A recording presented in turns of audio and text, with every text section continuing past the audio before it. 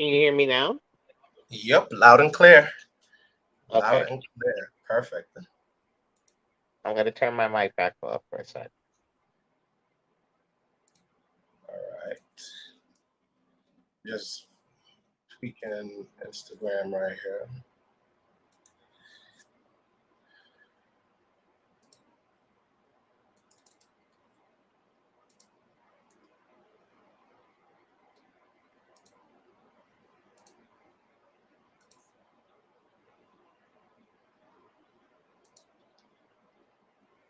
Okay, I'm going to. All right. Good morning, Nayola. Good morning.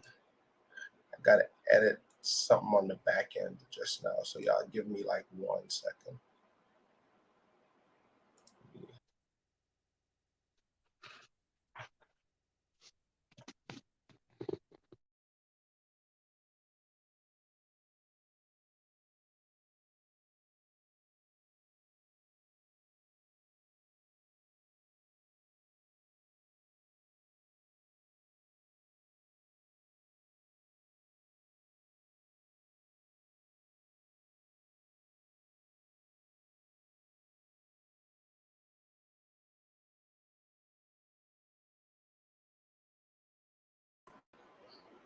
All right.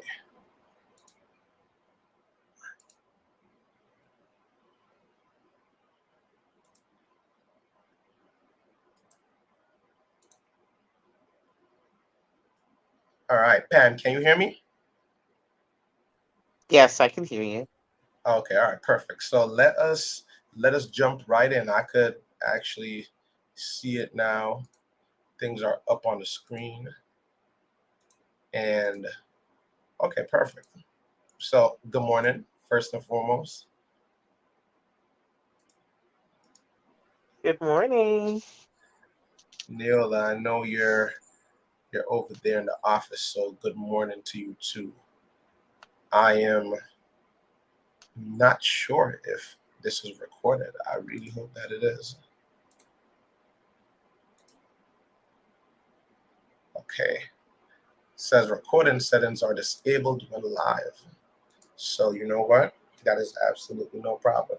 So let, let me just open up this recorder so that we don't lose this footage. Because then y'all are gonna kill me. So let me add that in.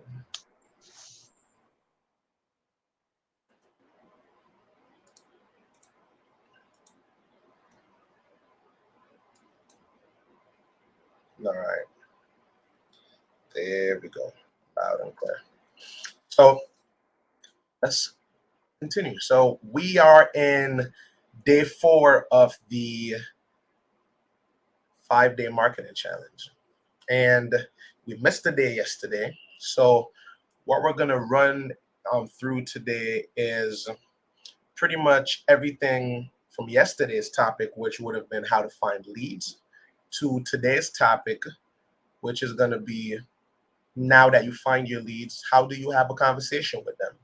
So, Pam is here with us again as our boutique portrait photographer. She also has a lot of various experience, and I'm going to keep facilitating asking questions so that we can all get value from this session. So, Pam, I'd like to kick it off back to where we ended about how we add value to the packages. So some of what we spoke about was how to create the best package ever to set you apart. You know, how do you determine what the session duration is? You know, how many outfits the client wants? How do we show them that the value is not only in the the session itself, but the values in the pictures, the images, the moment as a photographer. Um, I'd like to start there again, Pam. Picking up right where we left off with the all the ideas of how to design your packages and how to create good service. Let's start there. Sure. First, I think that it's really important to talk a little bit about rituals and Yes. I think that we had started talking about this before, but one of the things that I always like to do is say good morning. So, for example, good morning at the beginning of a conversation. Good morning, Niola. Good morning to Sabrina. Good morning to everyone else who is out there listening and who will be listening. But rituals are important. They're the same reasons that we perhaps have Thanksgiving dinner, or we put up a Christmas tree, or take down a Christmas tree on a certain day if you celebrate that faith. They might be the reason why you go to church on certain days, or why you make up your bed or don't make up your bed, right? There are certain rituals that we all have. And why are rituals important? Because rituals guarantee results. They allow us to either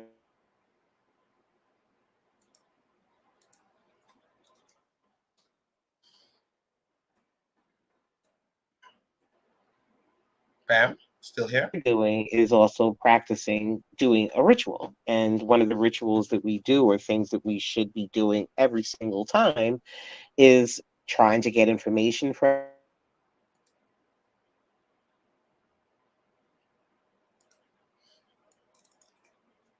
missions will be in the future. So, for example, if I'm only going to do a headshot with someone, that really shouldn't take me 4 hours, right? So, I Yeah, know automatically that when I'm building this person's package, it's probably not going to be the same way that I would build for, say, doing a portrait session that's in two different locations, if that absolutely. makes sense.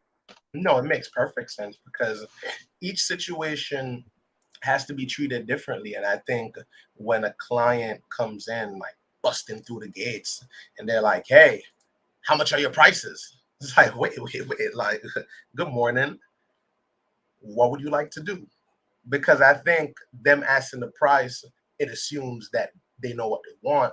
When in fact, a lot of the times we think we know what we want, but we don't really know until we consider all the possibilities. Because it's not a one size fits all. It's a okay. If you're coming into the studio with yourself, three outfits, and you want to get 20 photos professionally retouched in Photoshop, that's completely different than you coming in with a family of five. Everybody has two outfits. You want single shots of everybody. You want to break up the kids in groups, and then you want to ensure that the family generations are shown because everybody's there. That's like Exactly. a completely different scenario. And I think Exactly. those things, because like, all right, hey, I want to do a family photo shoot. Okay, how many people are in the family? Oh, it's a family of three. Great. So I think that this will be good for you. And then here's the next part of that though. In what ways over the years have you tried to make that process easier for your clients, right? Because there are some people, my favorite approach is to do the consultation because I like the idea of screening my client before they come into the studio. And I think, that's a big boutique portrait photography principle. But in general, as just good business, it's like somebody could have the money, but by the time they get into your studio, you're like, whoa, this is crazy. Like I like the consultation process for that reason. Why do you implement the consultation process as You just said, like, why do I? yeah, like what facets about it do you enjoy or leverage for your process? Because boutique photography is like specialized. It's not for everybody for specific reasons. So when you're talking to the clients, like what things do you look out for, or why do you not choose to, hey, just fill out this form, like, or do you do both? Like, what does that look like for you? Yeah, I think that there are a lot of photographers out there, and we were talking about this in terms of competition the other day. There are so many photographers that are out there that do all different types of work, and so I'm not saying this to frown down upon them, but I'm not a shoot and burn photographer, right? I'm not a What does photographer that mean? who Sure. I don't say to you, I'm going to give you 100 photos and I'm going to give you all the editing and I'm going to give you all the prints and that'll be $100 and then I just move on to the next person. To me, that's not really like a sustainable business model, and that's not really a very good way in which you can really grow your business. Once you've given all of the, let's just say that you're giving them high res photos, for example. My business model with boutique, everything that the person is going to be printing will come through my studio. So I don't want this person taking my beautiful images that I've edited and taken all of these hours to edit and then having them run off at Walmart's photo processing place, because of course the color profiles will be different, all of those things will be different. But to me, I look at it like I am boutique because that's a service that my clients can kind of come to expect, and that they know that they're paying for, and they know that they can trust in that the quality of the things that I'm going to give them are going to be superb and superior to Yeah, something that they can get at Walmart. So I kind of back into my consultations with the idea that I'm looking for the client that wants to hold something in their hands or wants a keepsake to for me to be able to deliver after the shoot. So I'm not just producing digital files only, okay, and I am looking for people who definitely can afford kind of the package pricing that I have. Again, I think as we had talked about before, photography is a luxury product, and I think yep, that photographers absolutely, should get used to thinking that way. It is not something that everyone can afford to have if they want it done professionally, and I say that with an underscore. You can totally have a friend take pictures or someone have an iPhone that with, great photos, and you can use that and go to Shutterfly or one of these other print houses and have them do your stuff, like not a problem. And if that's good for you, fantastic, and that works. But I'm not in a race to the bottom, right? Like I'm not in a price competition war with people. So when people start talking to me, if they're too kind of fixated on price, to me, either I'm going to work with a client or I'm not. Either the person is, after I've educated them about my process and everything that it is that I do, either they're seeing the value in it is in what I do or they yep, don't. But again, I'm not really in a race to the bottom. So, the shoot and burn photographer who is like, oh, there's a photographer who can do it for, 200, I'll do it for 100. Like I'm not looking for that person. So when the client tells me, oh, well, Jordy told me that he can do it for $99, I always say, well, you might want to talk to Jordy. yep, yep. And that's one of my favorite things to do because I think at this stage in my business journey, I remember when I just started, man, like if I threw up like 250, I'm like, hey, I want to do the shoot with you for $250. And the client was like, hey, I only got $200. I'm like, or especially when they would hit me with, hey, I know somebody that could do it for 225. I'm like, all right, I'll do it for 200. You know, and I think that was due to me not having a process in place because for for those who might not have heard that term before, race to the bottom is who's gonna give the lowest price. And I think at every point, there's always gonna be somebody. There's always gonna be somebody that is willing to throw the lowest price. Like it's always gonna exist in every market, in every industry. And I think when I think about these things, what I say to myself is like, okay, if we're gonna have this race to the bottom like you described, Pam, now it's okay. If I'm 150 and somebody's 100, should I put my price at 75? But then there's always gonna be somebody that is willing to lower the price. There's always going to be somebody willing to do that. So I think what I love and what I heard from you about your process was, well, okay, I can lower my price, but I can also set a standard and then filter out clients who are willing to meet that standard. And I think in the photography community in a whole, we don't have a set standard as to what are the prices going to be, what's the process is going to be like.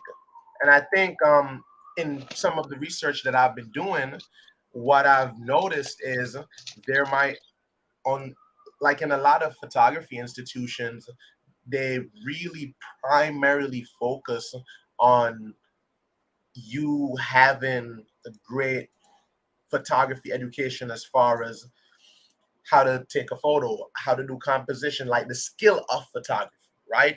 How to do photography. You might get some tips on lighting. You might learn how to frame up a shot, tell a story, how to compose something. You know, you learn leading lines and stuff. But I think the gaps that I've been seeing is all right, now if somebody wants to turn this into a career, where do you go? And there's only a few places. ICP does this really well. There, like Sarah Petty does this really well. There's a lot of like thorough photography business coaches, but I think that for the masses on the whole, a lot of photographers they don't really have processes in place. You know, so as we've been leading into this conversation about now how to find your leads, all right, let's assume that Neola is here, you and I are here. We started this conversation with how to find your niche, right? All right, now we've picked our niche, right? Like Neola, we know you love boudoir photo shoots, right? Pam, we know that you love landscapes, right? We know that Jordi loves commercial photography. All right, we picked our niches. And then now we're at the package stage, right? So we figured out some of the basics, and we could trail this into finding your leads, right? And I think I like to do this in the reverse, where we look at, let's assume that we've somewhat defined our packages, but then now we have a client that's coming in the door and they hit a smack dead in the middle of trying to figure out the package, right? I like this approach because the client is going to give you practice, right? So there's certain things that you could research online and you could figure it out. And I think that's good for a baseline price.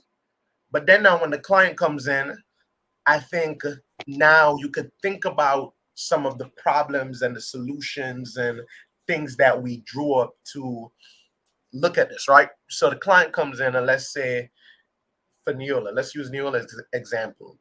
The client comes in and they are a boudoir photographer, right? I mean, they want boudoir services. It's a mom. She just had kids, and she is man. They always take family photos every year. So she had a baby shower. She also had a maternity shoot, and now that the baby's out, it's been about 6 months, and she's been back in the gym working out, getting her body back in shape, and now she wants to do a boudoir photo shoot. Pam, I'm gonna throw it to you.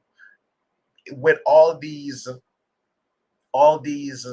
scenarios, right?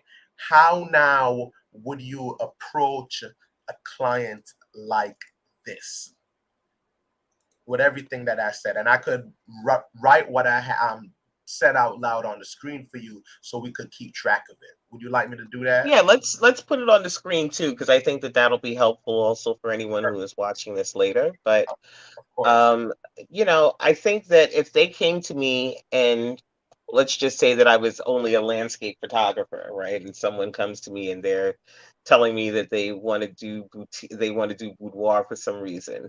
Um, I would certainly try to get from them what is the reason why they want to take the photos.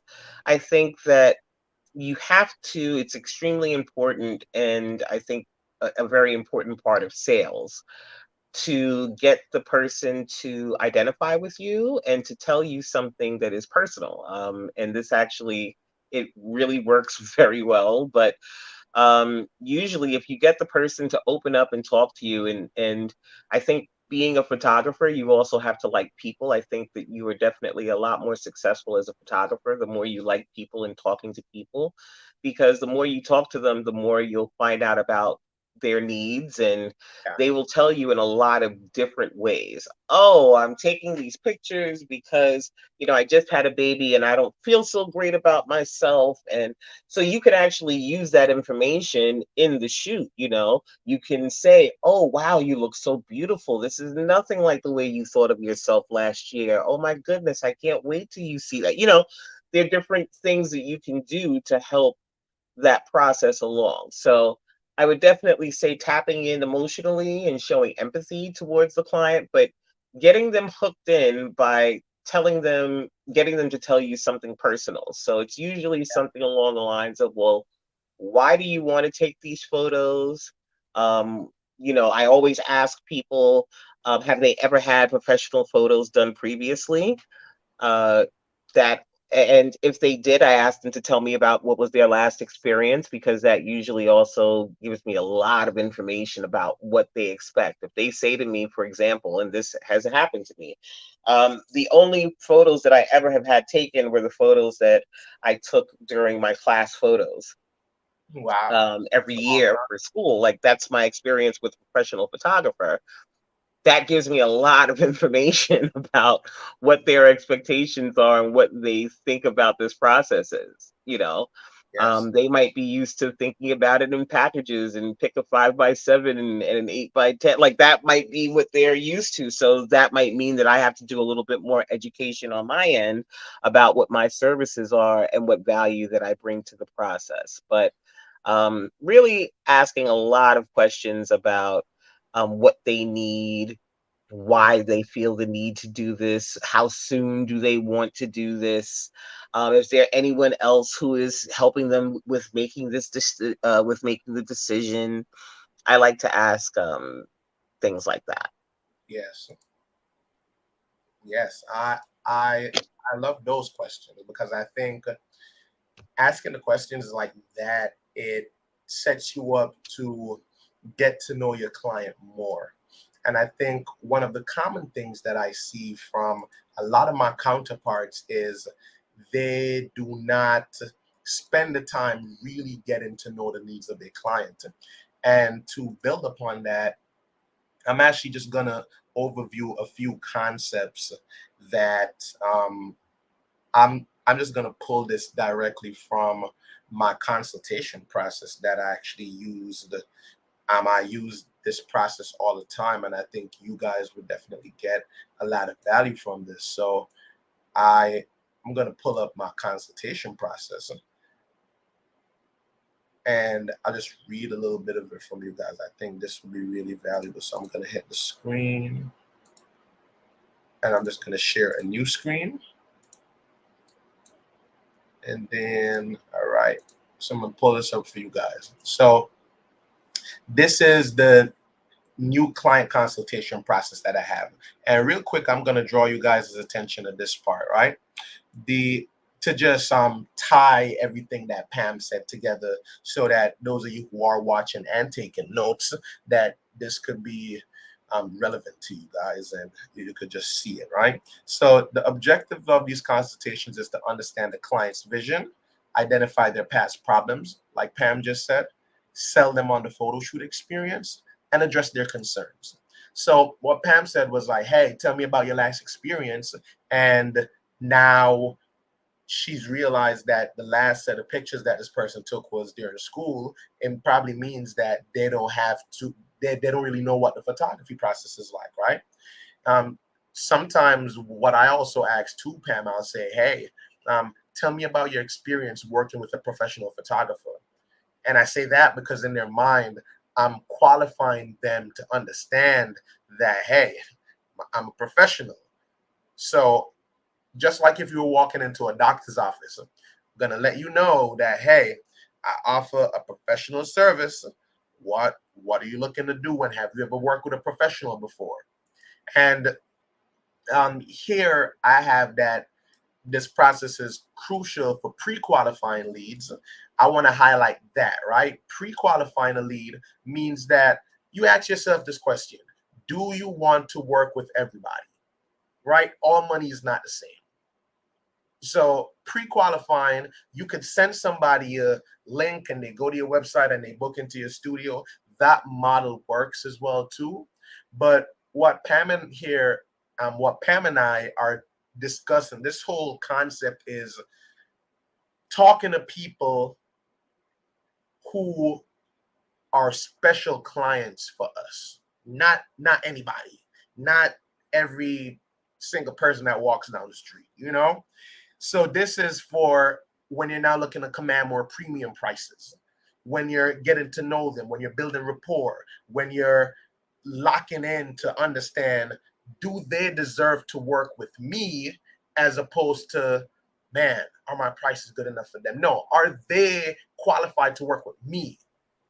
Going back to Can- standards, Pam, I please. wanted to just jump in and say one thing here also. It's kind of going back to that selecting your niche process, right? Yes. And I want to use the analogy of having to go to see a doctor, right? Mm-hmm. If you go to see a general practitioner or an internal medicine doctor, they're a generalist, right? So Yes. that's the jack of all trades person. And the rate that the jack of all trades person commands is certainly less than if he tells you, well, you need to go see a podiatrist, or you need to go and see a dermatologist, or you need to go and see, an OBGYN because you've just discovered now that you're pregnant, right? These are all specializations within the medical field, and they can command a premium rate. But not only can they command a premium rate, but then that doctor who's the jack of all trades, he can go back to generalizing. And that person that specializes can really then have a more in depth relationship with the client, right? They can be a little bit more specialized. They can take a little bit more time. And when you use that shoot and burn model, it's like, let's use a round number. Let's just say that you want to make $100,000 a year. Everybody wants to make six figures, right? So let's just say that you use $100,000 a year as the platform that you're using. If you're shooting at $200 a shoot, how many clients are you going to have in order to get to that $100,000 number? And so you then would, even by design, have less time to spend with clients and to really get to know them and be able to really satisfy their needs. So that's one of the other reasons why the shoot and burn model doesn't work, because you constantly have to look for more clients in order to get to a rate that you can live on. And of course, it's also shooting at minimum wage, but that's a whole nother story.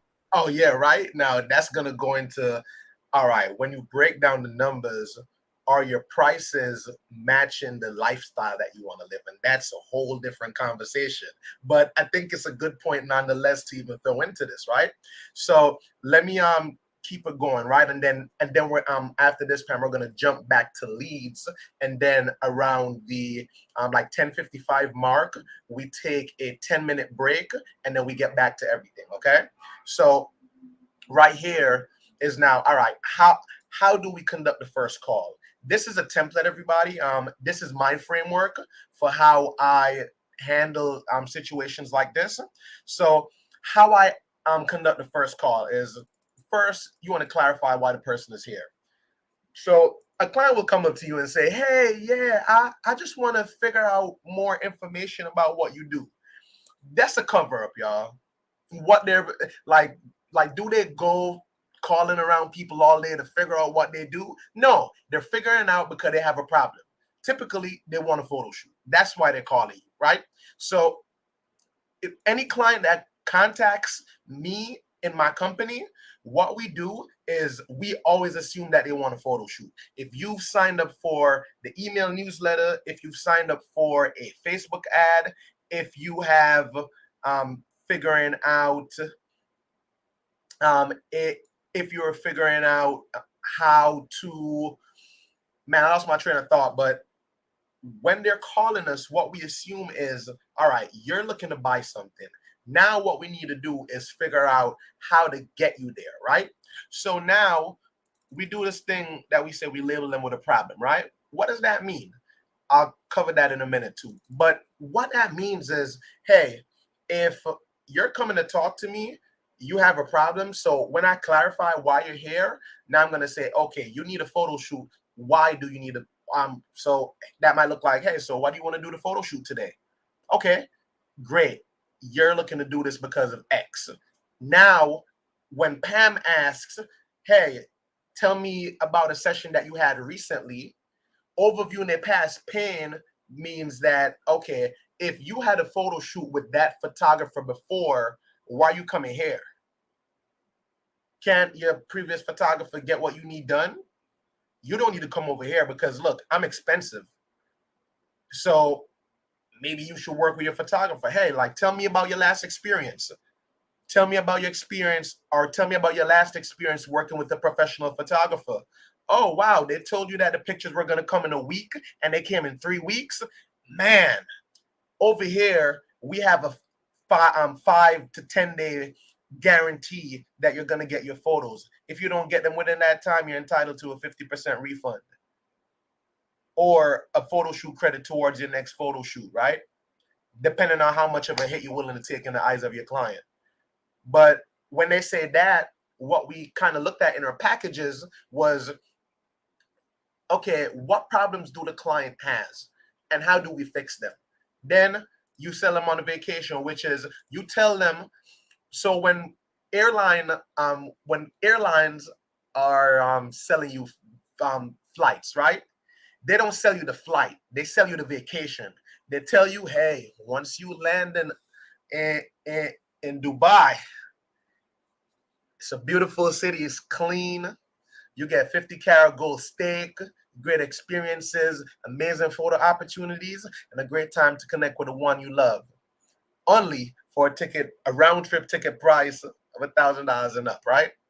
Say something like that, because whole numbers are easier.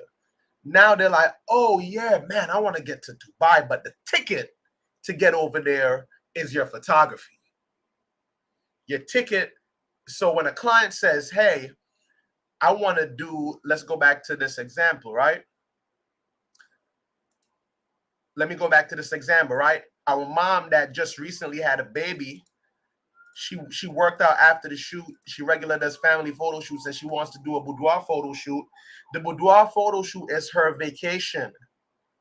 And the photo shoot, well, the vacation is she actually it's not said in this. You have to kind of read between the lines, but here's what she wants. What the client wants is, Pam, like what would we say that the client wants in this scenario? I would say that deep down, the client in this scenario is going to want to feel or remember feeling beautiful, want to remember themselves as feeling sexy or as being attractive. Maybe they Okay. felt that way before the baby came, and then the baby changed their body. And so they're looking for a way to do that. And that's why a very important question to come in could be, well, how exactly do you want to commemorate that? Is this a book for your husband?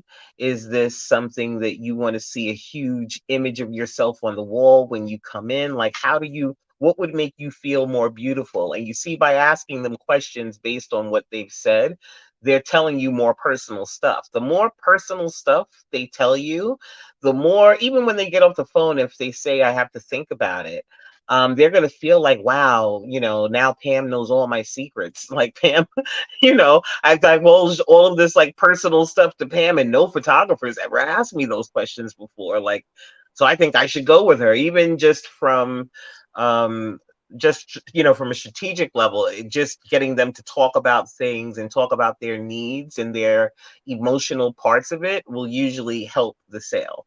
Yeah, absolutely. And here's what I noticed, right? When you describe what the client wants, you didn't say 2 hours in the studio, 3 outfits, 5 edits. You didn't say any of that, and that's interesting to me, right? What if clients don't really want pictures, but they want what pictures will do for them? How would you frame that up for a photographer to understand? Because I believe that. And I believe that they don't care about the retouching time. They don't care about how long it's going to take to craft this package. They don't care how long it's going to be. Like, they just want this thing over here. How do you frame that up in the mind of a photographer?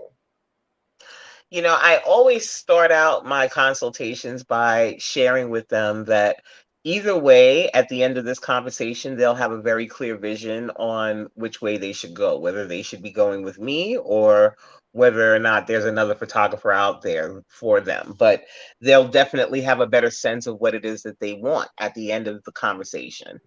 And usually that's considered valuable to them because here I am taking a half an hour to 45 minutes out of my day to talk them through something. And sometimes consultations are shorter than that. But here I am taking this time out of my day and guaranteeing that they will at least have part of their solution. Whether I'm it, they'll find out. And hopefully that's going to be the case. But what I try to do is get them to tell me exactly what it is. Like the question, the very first question, why do you want to take these photos, or what's the reason why you're taking these photos, will usually give you that answer. So I want to take these photos because, I want to have family portraits. Okay, why are family portraits important to you? Well, last year my grandmother died, and it made us think about the fact that there aren't enough photos of the older people in the family, so it's really important. Oh, okay, so are you talking about just, your nuclear family? Or are you talking about having aunts and uncles? Oh, well, you know what? That actually sounds like a great idea, having aunts and uncles and everyone else. And so at this point, like, they really don't even know what they want. They just know that they want a photo. And in the meantime, I'm building the package based on what it is that they're sharing. So then they go, oh, yeah, there's a family reunion coming up. Maybe you can come and take pictures at the family reunion. Great. How many people are going to be there? Oh, about 50. Okay. And where is it? Oh, it's here in New York. It'll be in the Bronx on a Saturday. Oh, okay. Let me see if I'm free on that day. Okay, well, I do happen to be free on that day. Tell me more about what you envision and what do you want to see after you think about this reunion with the family.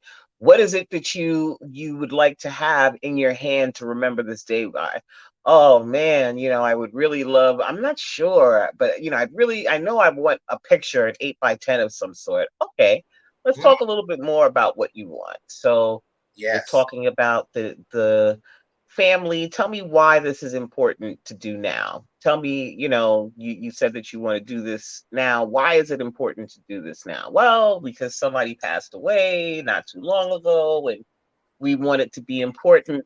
Maybe it will be important for everyone to get a copy of the photo now that I'm thinking about it, because everyone who's in the photo. Oh, okay. So would it be nice, maybe 8 by 10s for everyone? Yeah, that sounds good. Like, just as they're talking, I'm getting them to build a package. And then what I always do is I always send them three options. I send them, a basic package, I send them a premium package, and then I send them uh, an avant-garde package, what I call the avant-garde package. And the avant-garde package always has the most expensive and premium products that I offer. Um, and the others might just be, the photo shoot and the 8 by 10 might be the standard, right? And then the middle package might be, the photo shoot and an album, and say a canvas or something like that. But I build based upon what it is that they're sharing. Yes. And what I love about that is you're making it a collaborative process. You're making it a process that they're involved in, that it's not really about, like, look, as photographers, and every photographer can relate to this, we care about how the images and the lighting is going to look. Like, that's just a fact, and half the time we want to skip past that process and be like, here's the price. And then the client hears that, they're like, whoa, for what? And that's often the disconnect.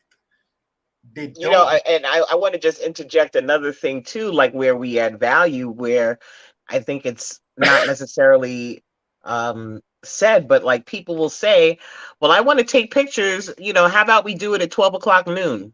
And I want to do it outside.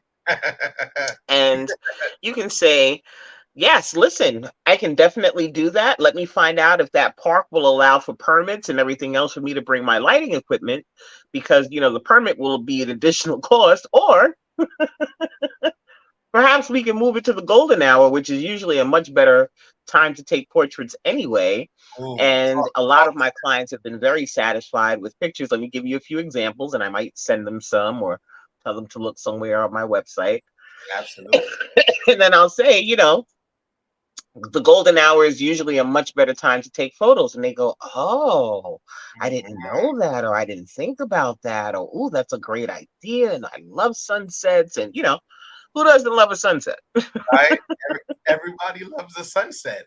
And I think what I love about that itself is you're giving them options, right?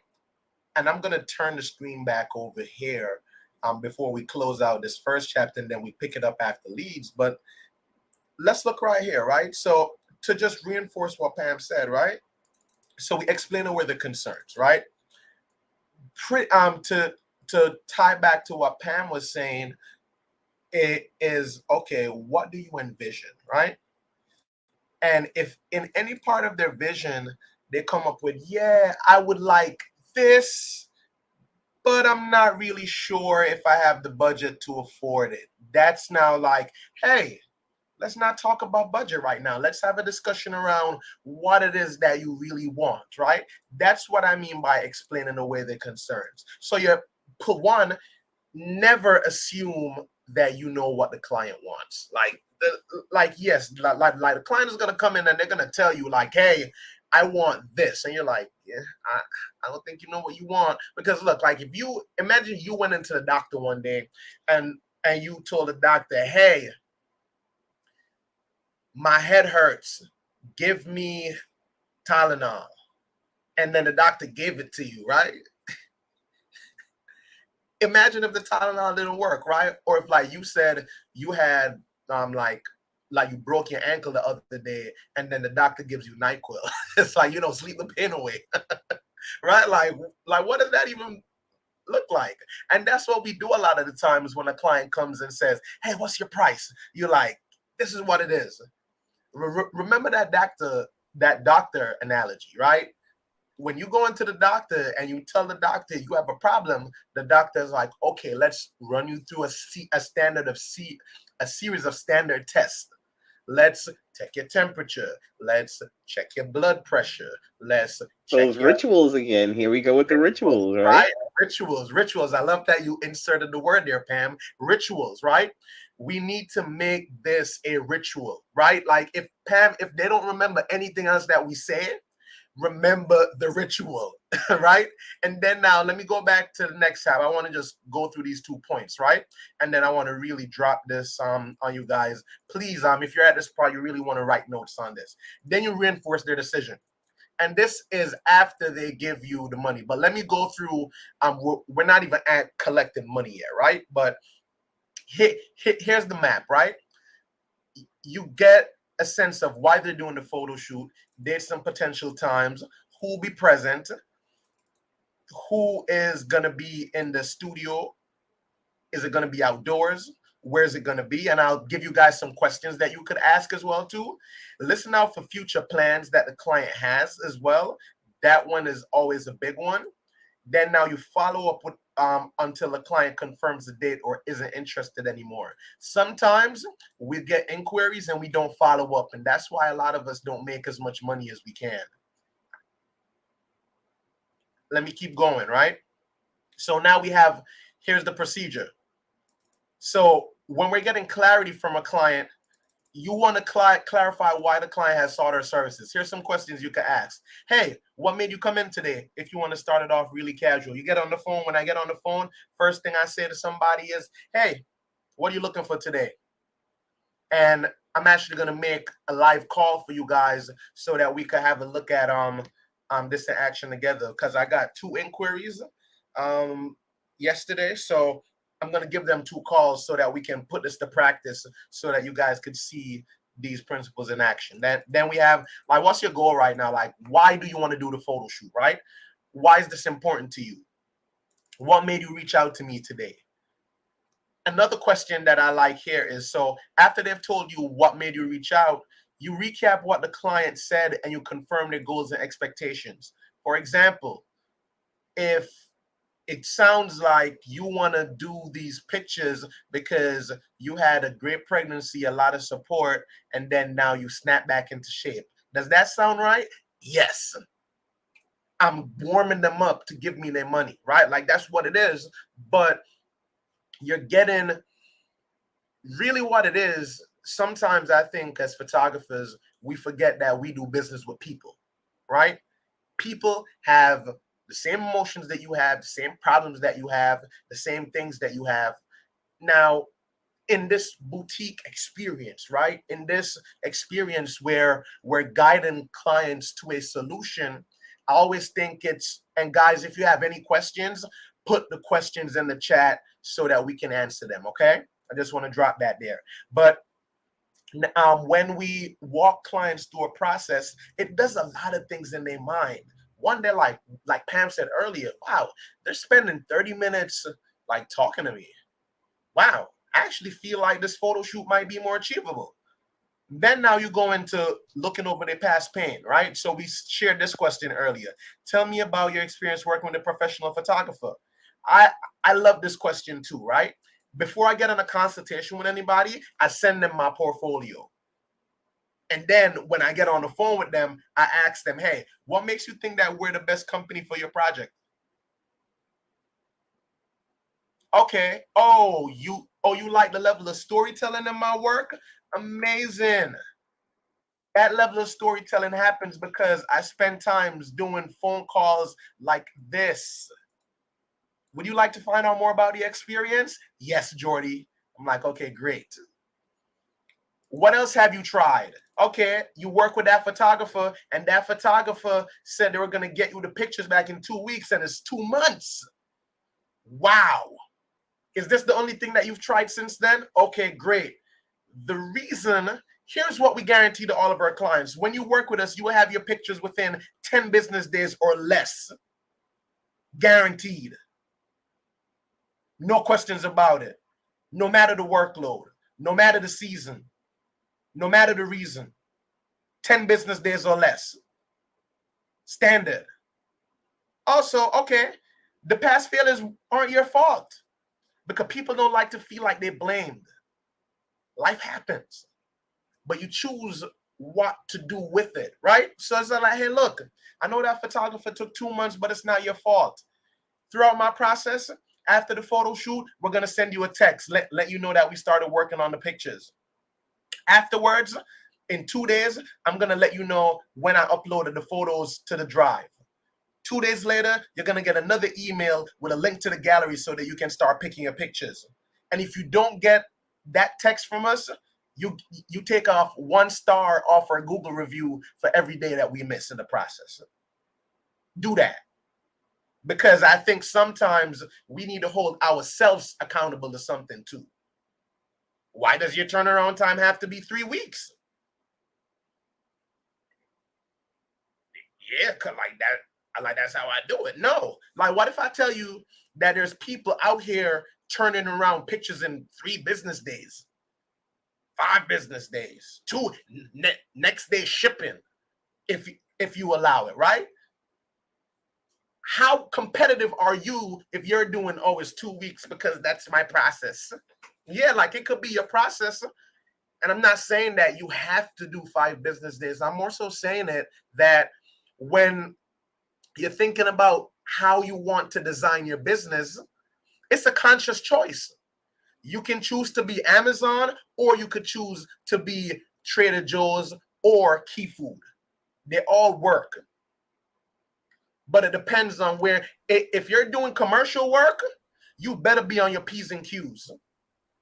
Because I can tell Also, you, if they see value in having something done faster, you might be able to be compensated for that. So, to exactly. your point, if you say all the time, well, no, my processing time is 2 weeks, one of the things that I try and do is use what's called a yes ladder in my conversations with clients. And so, the Yeah. more that you can get them to say yes to stuff, the better it'll be. So, you might say, well, it's not really customary for me to turn pictures around in in I normally do 2 weeks. Would it work for you if I could do it in 10 days? Ooh, Yes. oh, Pam, Okay. I love I that. can do I that. love I that. well by doing that, if you don't, as long as we're full disclosure, I would be able to do that if I move some other projects around, but that'll be an additional cost of 10% or $200 or whatever it is that you're going to say. Is that something that you're comfortable with? Yes. You see, like the more you get them to say yes, Yeah. the more possibility, the more your chances, the probability will increase that you'll be able to close the sale. Absolutely. And to reinforce that, what I do on my consultation form, here's what I set up for them too, right? I say, hey, do you want a standard turnaround, expedited turnaround, or a priority project? I ask them that. And then when I'm on the call with them, I actually double back and I ask that question too, because the yes ladder is the more you can get them to say yes, yes, yes, like you were saying, Pam, now you allow them to, yeah, yeah, yeah. And it will only cost for all of that because you're building up the value. And that's the whole thing about packages, guys. We're coming up on 10:55 shortly. So, but I'm Pam, right? Like as we segue into the break and then we come back on 10 like let's say 11 o'clock, what's the last few points in this whole consultation process that we want to share with everybody before we transition? Yeah, and I will not be joining you all for that segment, but I am leaving you all in very capable hands, of course, with Jordy. But I wanted to just add something that I did add in the chat, which is the STAR method. It's a holdover from my HR days, but what the STAR method is to describe a situation that you can do for them, what the tasks are in order to achieve it, what the actions will be that need to also be achieved, and then what the results are that you want. So if you consider your consultation, just build the consultation around the STAR method. If you think about it that way, you want to be a star, you want your clients to be a star. If you think about it that way, it'll help to incorporate some of the different segments that Jordy is talking about, and even seeing where they might even fall in that STAR method. Absolutely.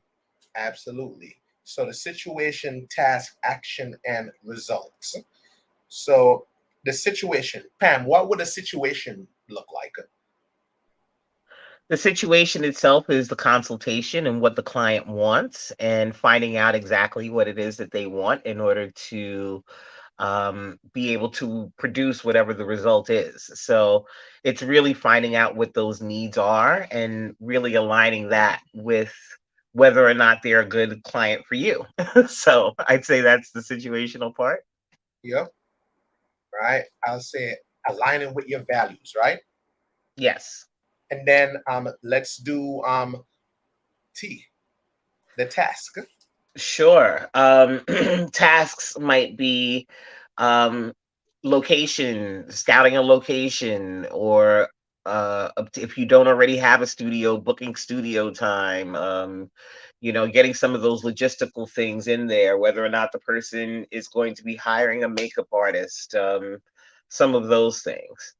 The actions I would say would be more business oriented, and those are getting a deposit, confirming the date, signing the contract, any educational pieces that you want to make sure that you're doing to make the experience that much more uh, great, making sure that they understand everything about the location that they're going to be going to, whether or not they have to go to a special elevator in a building, or if you're meeting in Central Park, what's the easiest thing for them to recognize the key points at. And then the results are they want to have beautiful pictures, and that will be achieved by creating a 24 by 36 canvas, premium canvas, or by having a premium photo album with coffee table book with I don't know, that's 12 by 18 and made in Italy to, something like that. But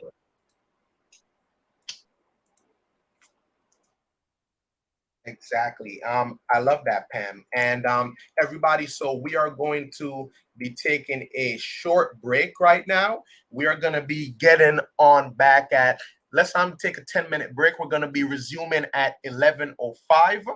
And then we'll be picking up with how to find your ideal client. So now you know what to say to them. We're going to be applying some of these steps. We're going to be looking at where we can find these clients, and then I'm going to demo a live call for you guys from a few clients that I actually have to speak to this week for some consultations. So I'm going to be calling probably like 5 to 6 clients so that I could probably hit one of them. But I definitely love for you to see this process in place. So we shall be right back. So I'm really looking forward to having you guys still sticking around. Let me bring you guys up on the stream real quick. How has the session been so far for you guys?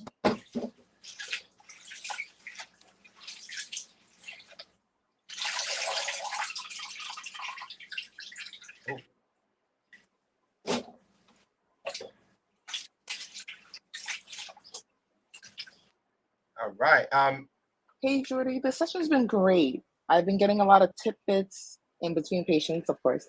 Um, so I have no concerns right now. Like, you're dropping a lot of gems. Keep it up. Okay, okay. Great. I'm happy you've been grabbing some gems, and thank you for sticking it out. So anybody else?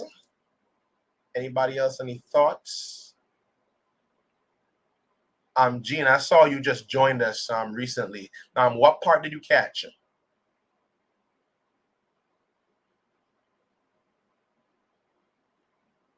Oh, it's muted. You want to unmute the mic? Yeah, can you just give me a second because the hospital I just received the link and I say let me click on it because I'm getting out and to talk to you after. Can you maybe get just me 5 minutes? Yeah, absolutely. We'll I'll talk to you after the break. Okay, okay, I talk to you after. All right, so we're gonna go on the break right now, everybody.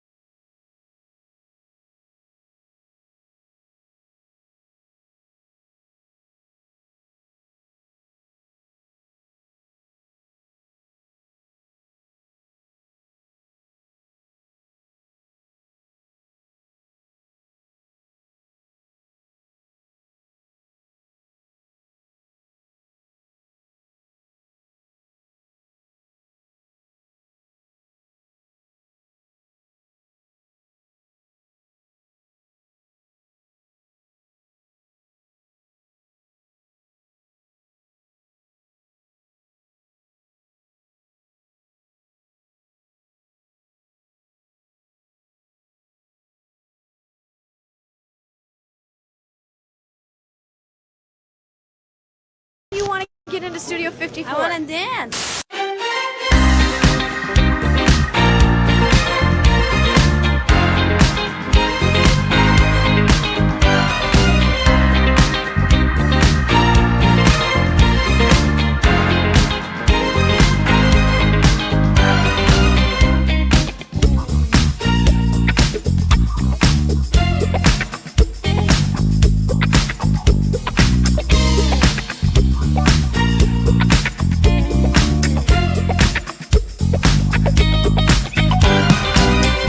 In the 60s it was the Beatles, in the 70s it was Studio 54.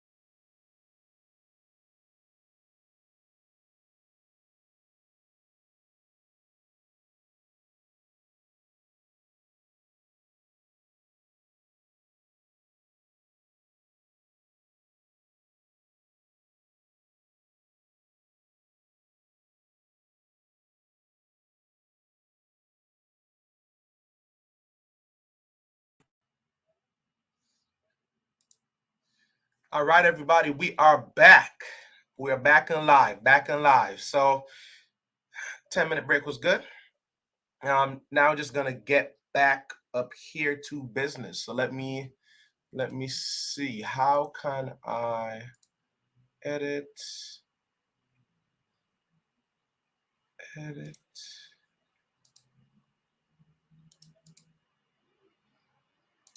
I'm gonna add that. Let's see. All right. We are back, everybody. We are back. We are back. We are back.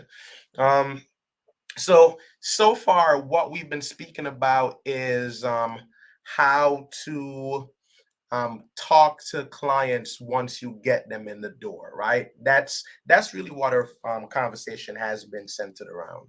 So this is like day 4 of the marketing challenge that I've been doing, and today I've decided to live stream everything so that way I could just get some people in the loop, because I know that a lot of you out there as photographers are looking for different ways to grow your business, different ways to learn different things, etc., etc. So we, for the last hour, we spent a lot of time speaking about how to effectively grow your business, right? And up until this point, we've been looking at how a niche gives you clarity. On Tuesday, we looked at how how to design a package that solves the needs of your client. And then finally, we looked at how you can also look at different ways of speaking to clients to uncover what they need. That's been the general spectrum of what we've been looking at, right? So what I'm gonna do, guys, I'm gonna just add one or two people's numbers from my phone system, and I'm just gonna give them a call to see if I can demonstrate any of the principles that we just spoke about, right? So to recap, I'm just gonna pull up the tab here, right? To recap, I'll pull it up in a minute, guys. Let me just load up a phone number, and I'll tell you, I just give you guys a scenario, right? So I can really walk you through how I speak to people, right? So I don't want to show this person's personal information. So here we go. I'm going to share the screen. So what I'm going to do here is I'm going to share the screen. So this client, everybody, her name is Shania, right? And she filled out this inquiry this morning. So Shania says she lives in Brooklyn, New York. And I asked her on the pre-consultation form, why do you want to do your upcoming photo shoot? And that's because she wants some lifelong memories of her pregnancy. She's doing a maternity shoot. She wants to do it 2 to 3 months from now, so she might be due somewhere in September, October, because it's June 8th. Yeah, like August, September, thereabout. She wants to do it in the studio. I always ask clients who will pay for the session, so I just asked her directly. She said it was her. I always ask people nowadays if they want to take advantage of payment plans that I offer, because I always want to make it as easy for people to get access as possible. Next, I'm looking at if they want additional services, right? In the past, what I've been doing for a few months, I was asking people if they want makeup artists, yes or no, and they'd always select no. So now what I'm doing, I'm asking them, what additional services are you interested in adding, right? So I think sometimes people are scared to make a direct decision. So a lot of the times people find it easier when they can quickly say yes or no, right? Like when they could see, okay, Jordy, he's not forcing me to have to figure out a makeup, but he's giving me the option to select makeup, right? Then earlier I presented you guys, I offer people turnaround times too. So my limit, my standard for the business is 10 business days. Nothing more, nothing less than that, right? Now with expediting, we lower that as low as like within 5 business days, turning around the entire project. And these are some ways that we've been implementing in the business to really get value out of the session. So then she heard us about us through Instagram. Always want to know where somebody hears about me. And she selected here her budget is $500 to $700. Now, why is this number significant, right? This is my lowest price package is $500. And that's because, and this is another conversation, but where I'm at in the business right now, there's no way that I can run the business charging less than that. This doesn't really have anything to do with the customer themselves, but it's for you to think as a business owner. What does it cost you to run your business every month?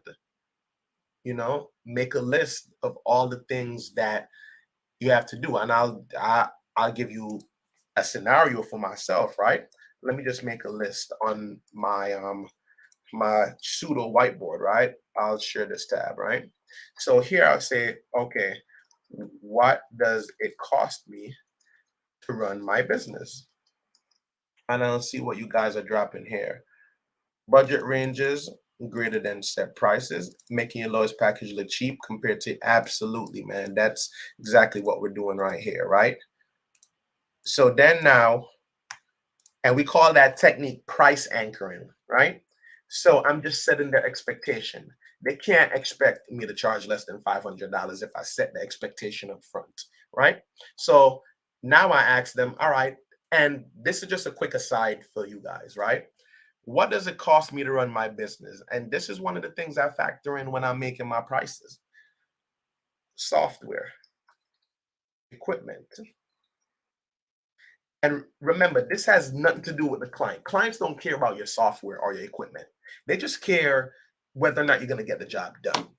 This is just for us on the back end to have the confidence why we charge what we do.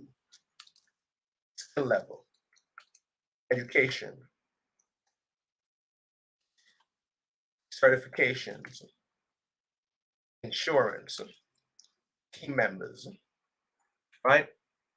I'm just going to put these all on a new page for us, right? And let me just zoom out. So here I'm saying, what does it cost me to run my business, right? And I'm just going to run through this list with you guys. I'm just going to run through this list. And I put team members there because it costs to work with people, right? So software, Zoom, QuickBooks, Adobe, CRM system. Then we have phone bill, Wi-Fi. You also got to live somewhere too, right? Rent, equipment. Nikon G7. Shout out to all my Nikon people in here, right? Appreciate y'all. Nikon, right? Lenses, lighting, right? I'll just keep the list simple. Skill level. I've been in business for 10 years, right? I've invested in I've invested up to like $10,000 for one course, right? One course, 12 weeks, $10,000, right? That program allowed me to have a certain level of marketing skills because they literally gave us the tools that they use to run their business, right? So I say masterminds and coaching, right? You got to pay to play. That's just a fact, right? Maybe you do YouTube University, right? I've learned a lot of stuff through YouTube, but at some point, if you want to have a network, the reason we invest in stuff, we invest in school. We don't really go to school for the teachers. We go to school because of the social activity, the people that you might meet. The education is, in my opinion, secondary to what you get. That's why people join fraternities. That's why people go to church. That's why people go into different places. And we're going to talk about this soon, right? Education, right? So maybe you got certified from the ICP, right? Maybe you have marketing certifications. All those things are valid, okay? And I'll just put that, like I put certifications on the education, right? Insurance.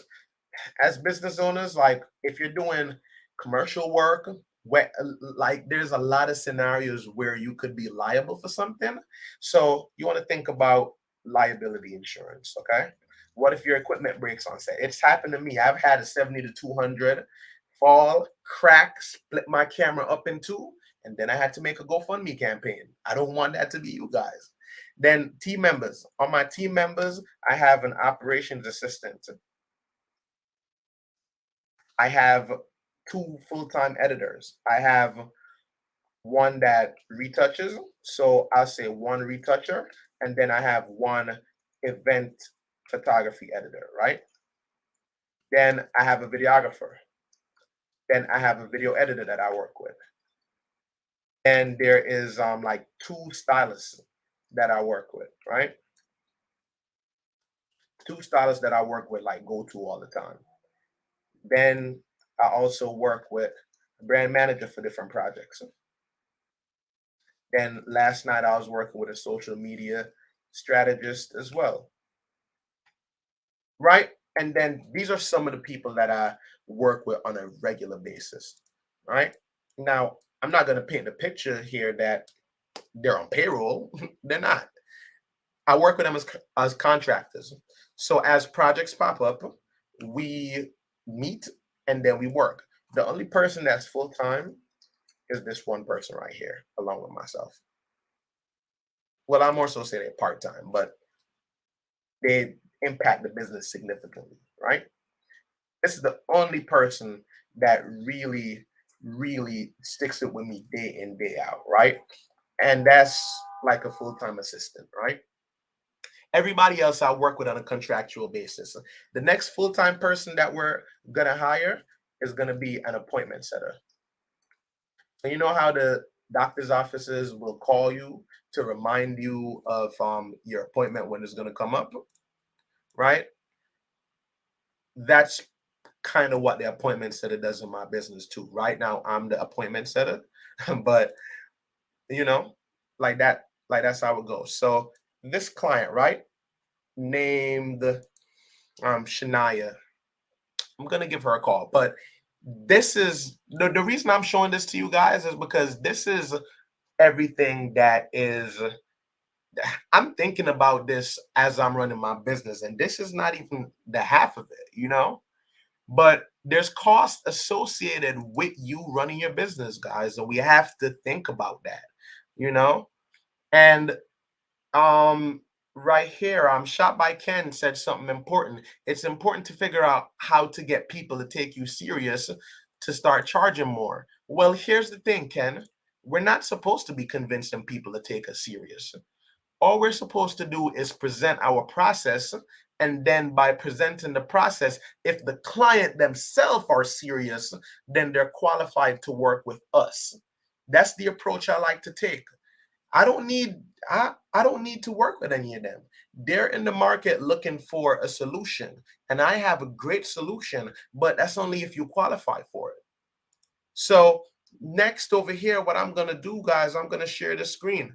I'm just gonna put this tab up, and then I'm gonna make the call. So here is my checklist. I want to know why they're doing the photo shoot, date and times, who will be present, and if it's a studio or outdoor session.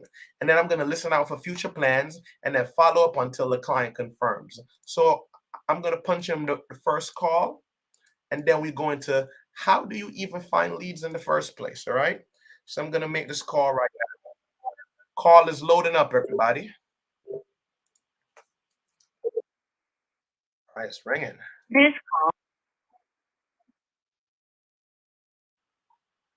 Good morning, Shania. This is Jordy, your photographer. How you doing today? And I'm doing pretty well. I saw that you inquired about doing a maternity photo shoot. Is that right? Okay, absolutely. So can you tell me a little bit about it? I was interested because you said you wanted to create lifelong memories of your pregnancy. No?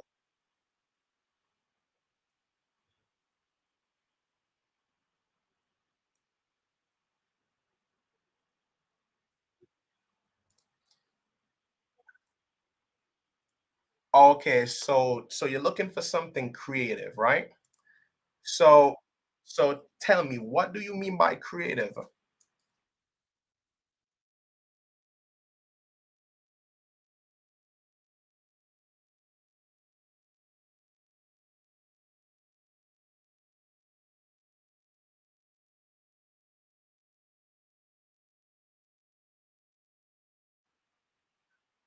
Okay.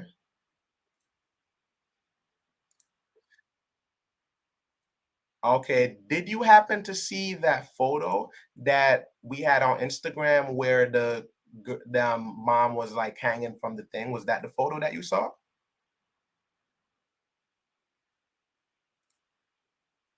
Okay, got it, got it. So and now I'm happy that you saw that photo. That's actually one of my favorite types of maternity shoots to do. Were you looking to do something like that for yourself? Okay, so that's one of the ideas that you like, right? Okay, now tell me about your experience working with a professional photographer.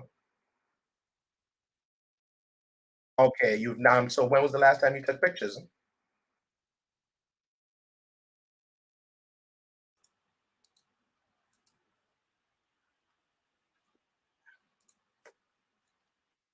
Okay, you did well, that's absolutely no problem, but I think that's why you wanna take pictures now, right? You wanna really commemorate this moment, really, understand, like, hey, like, you wanna create some memories. Is this your first baby? Okay, it's the first baby. Well, congratulations. I think that's really thoughtful of you, you know? And here's what too, a lot of moms, when they come into the studio, they actually have like 2 or 3 children sometime, and that's when they decide to do the photo shoot, you know? So I think, you're taking the early step, which I think is always better than waiting and then like, "Man, I really wish I should've." Well, when are you due, Shania? Okay, so you do October 19th. Now, I've worked with a lot of moms, and here's one of the things I find just happen. So typically, they want to wait until they're really big to then do the photos, right? And what happens usually in the third trimester, a lot of the times, and you can ask your doctor about this, that the you want to at least do it around like the 26 to 20 like 30th week mark. Around that time is recommended because around then you'll probably be as big as you're gonna be, and then you'll also be safe from not being on bed rest. That's also a big part of it too, okay? So so those are two things I'm considering. So I'm thinking, would you like to set this shoot up for sometime in September?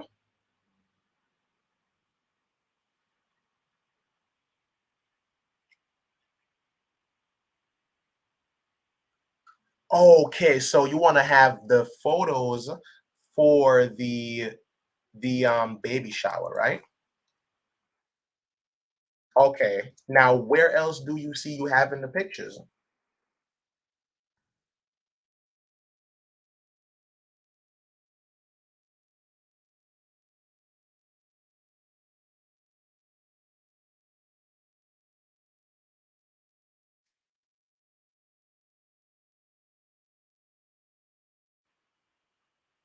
Okay. Okay. Absolutely. Absolutely. So here's what I have so far. Tell me if I'm on track, right? So you do October 19th. The baby shower is September 3rd, you said? Okay, September 9th. So in that case, we should actually start planning now so that we can do the shoot mid, I would say perhaps the beginning of August. So we could spend about 2 weeks to plan everything out because I like to plan my sessions thoroughly. And then we move into August and we'll be able to do the photo shoot around then. How does that sound for you? Okay, so I'll add that to your schedule, right? So we have that piece. I think that's really good. So we have a little plan here. So the baby shower, about how many people have you invited so far?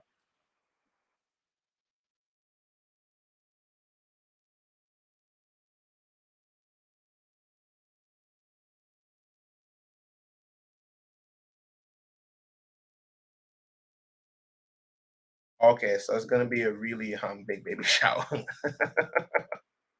Okay, are you excited about it? Okay, okay, that's good. That's good. So let's keep going. I'm gonna keep walking you through the process. All right.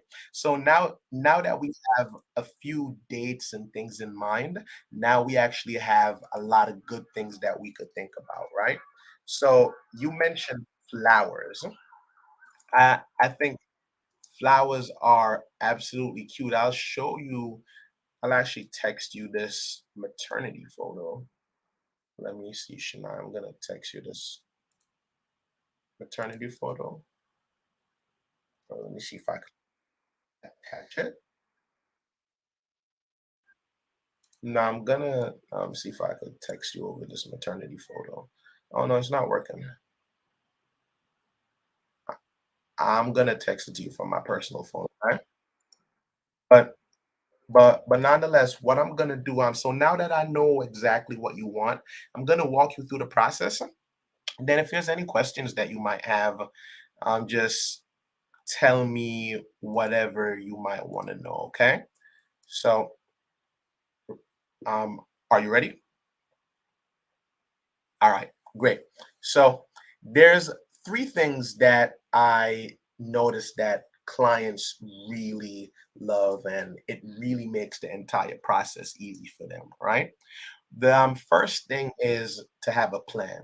And I love that what you've described to me so far, you've clearly been thinking about this. And I love working with clients like that because when I have to do all the thinking, sometimes the client thinks that we don't have to work together. So I like to approach this whole thing from a collaborative point of view, right? So there's a few things I know. One, you want to do a floral photo shoot with like some stuff, and I can help you find some concepts around that. That's absolutely no problem. Next, we already have a date in mind. So I think a session like this, there's a few options you can take.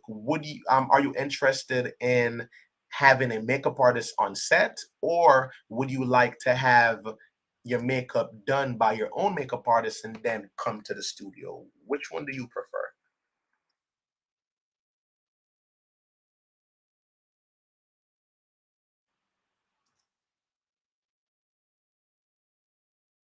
Okay, is your makeup artist gonna come to the studio with you?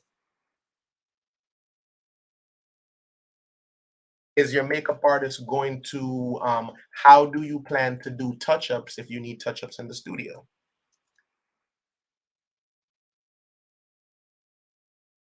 Okay, okay. Because I'm thinking about that, because say for the since your looks are so different, I would have like if you prefer, like I know you do prefer it, but if you wanted to go with your makeup artist and it was just one look, then that's fine. But I think since we're gonna do a floral look and then we're gonna like switch it, then I'm thinking you might want like a different lip color. Maybe you want a different um like maybe you add like a smoky eye, if anything. Like, are those some like changes that you want to make on set too? Okay, so I'll add that you might want some retouches. And typically when I have the makeup artist on set, they're there like the entire time. We have this one what do you think your hair is gonna be like?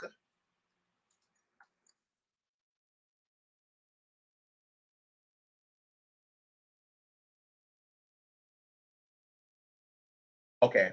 He okay, so I'll put here, I'll just put this in the part of your hair preferences. All right, so now you're gonna be doing your hair straight. So I have one makeup artist named Ty. If she's available, she usually walks with like hair supplies as well too, like her curling iron and little stuff like that. I'm gonna see if she could be available that day because she's really versatile as far as things like that. Okay, so I'm gonna um to give her a call. So I'll put you're gonna have hair extensions in, and we might need to like puff that up a little bit, right? So I just put a little retouching on that. Now for styling, there's two options that I like to present. One, you could we have an Amazon link that we send to our mom. So after you book the session, make your deposit and everything, I'll walk you through the deposit soon that you will send you an Amazon link with some of the most popular gowns that we've like shot over the years. And then do you have Amazon Prime? Right, so you can do the Amazon link, or if you're looking for something more custom and for more of an experience, we could have our stylist um, select outfits for you. Like we could build up a concept, and then we could have the stylist execute that concept for you.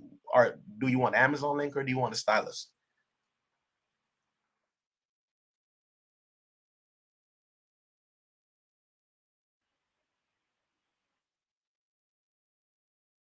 Okay, yeah, no problem. I what I'll do, I'll set a follow-up for you on that so we can just check in on that. Okay?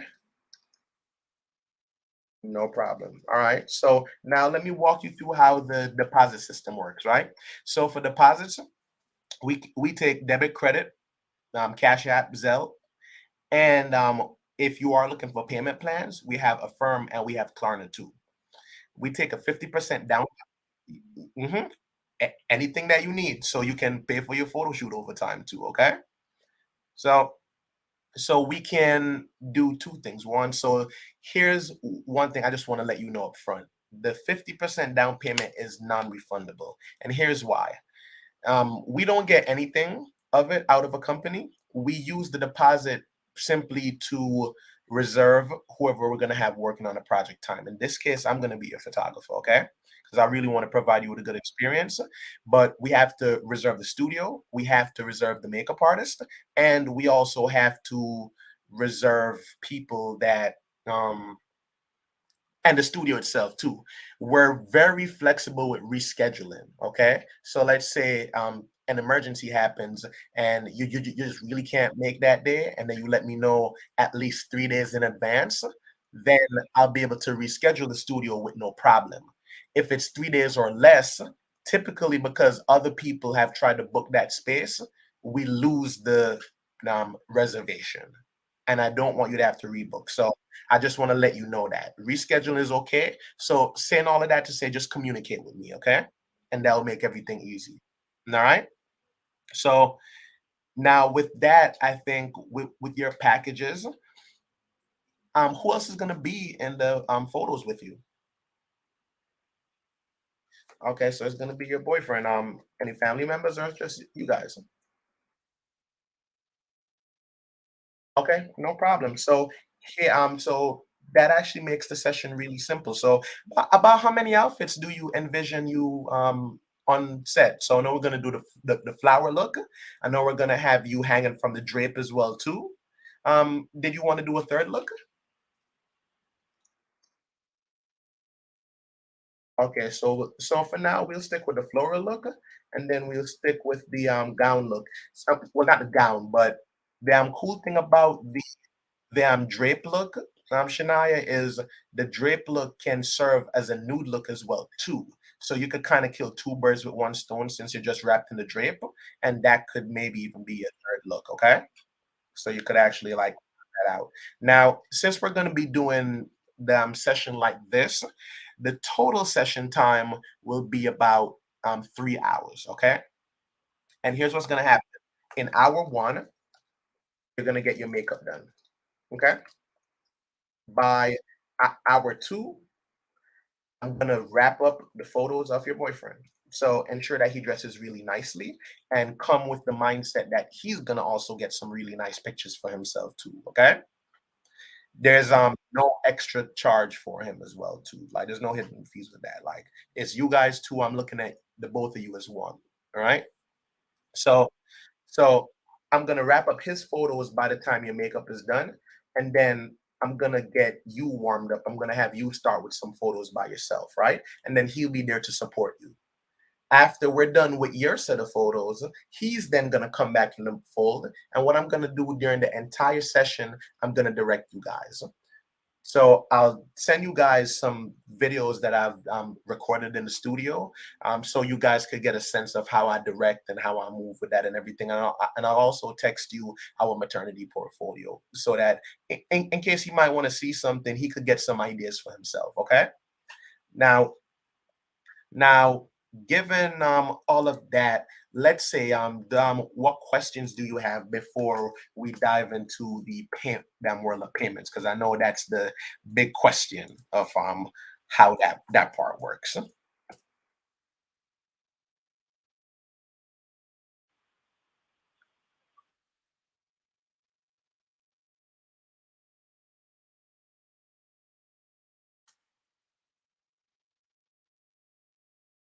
So for right now, how we do it, they would have you on a consultation just like this, right? They'd have you in a consultation and they would kind of speak to you through their process to help you understand exactly what's going to be happening, right? So they'll walk you through, like, okay, how do you see yourself looking? And you and I are also going to do a lot of that beforehand as well too. So all the information that I've gathered from you today, they virtually already have it on file because we all share the same system. So the stylist and my other assistants can see all the notes that I've been taking. Okay. So when when we do the consultation with them, they're gonna pretty much walk you through a more fun conversation. So, girl, what do you want to wear? How do you want to look? How do you want to feel? What are some shows you like? You know, like stuff like that. They have a whole process and they walk you through that part, right? And then we're gonna tie all of that up. She's gonna make a board. Do you have Pinterest? Right? So something like a Pinterest board, but in PDF form of like some outfit options that you might have. Then the stylist is how it works with them is they would put the outfits that they purchase on your credit card and then they return it afterwards. So say for instance it's like a really nice high fashion gown, she would bring underarm pads so that your sweat doesn't get on the gown. You know, she like bring like things that you could put under your boobs, for instance, so that the sweat doesn't get into certain parts of the gowns. She has certain little like markers to remove makeup from the stuff. She has like washing procedures that she does. So after she takes the outfits, she'll just bring it back. And then you get your money right back afterwards. So we kind of walk you through how that would work as well too. Okay. So we could talk about that like another time if you're open to it. Okay. So now, with everything, with all of that being said, are there any other questions on your mind before I move into the next part?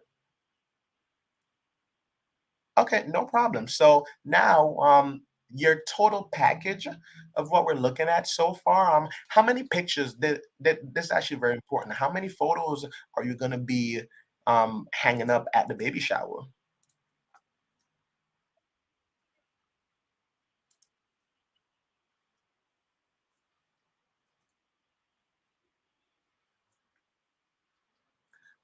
Oh, got it. Absolutely no problem. So your total package for everything that we've discussed so far, the makeup artist, the 3 hours in the studio, we're gonna be working on the hanging maternity concept. I'm gonna be helping you to plan the like floral concept so that you can have that. The total for all of that is gonna be 900. Okay. Is going to be 450 to reserve the studio and everybody that will be involved in the project, and then you can pay the other 450 when you arrive on set, or you could do the payment plan. Which one would you prefer?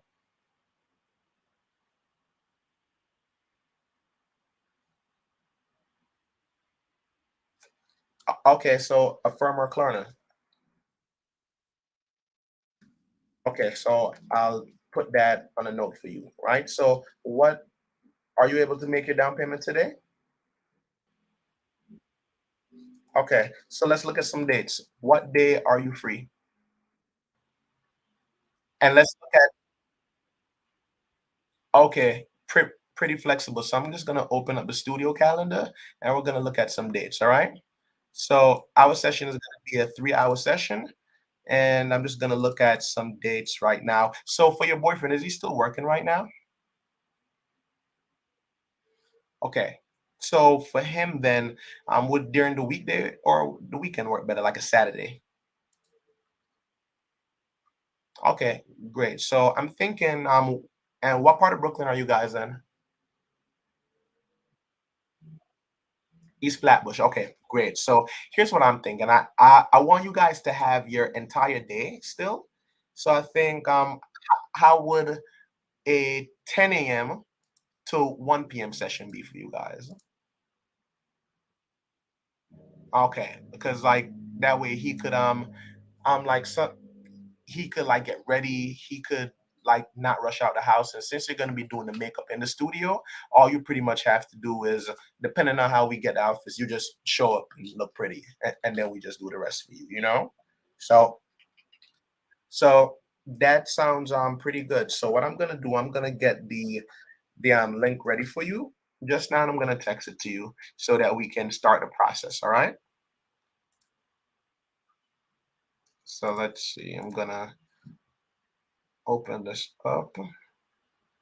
And how did you in the meantime while I put this up, Shania, how did you find out about my page? Like, was it through an ad or somebody sent you the picture? Okay, this is that Shania. Okay. Like, you know, I because I know your last name as like with a R, so it didn't really like stick out to me like that, you know?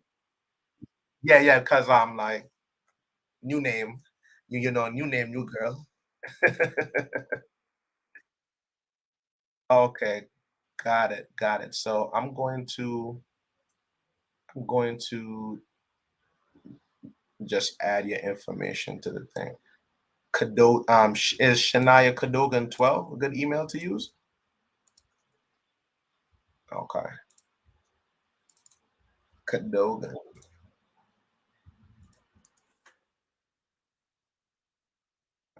Add you. All right. Got you, Shania. Well, welcome back. Welcome back. Welcome back. It's about to be going on about a decade now, Shania.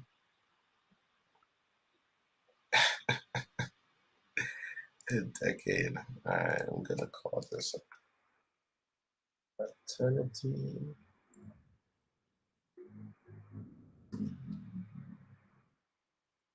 Get this together.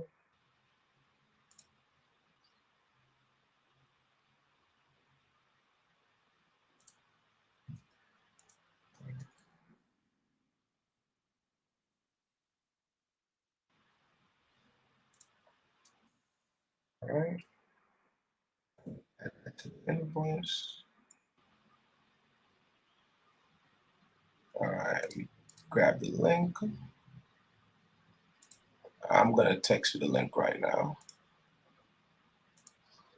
All right. This is the link. All right. I just texted it to you. Did you get it? All right. That's the link. All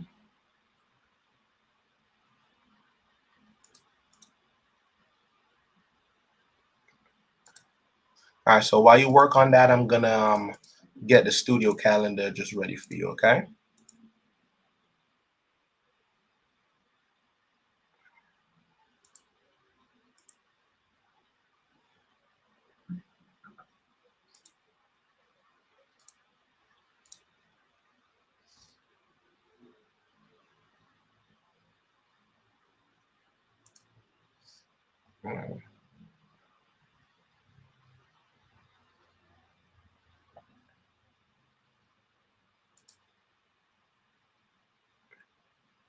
All right, so let me just double check the date. All right, so the date.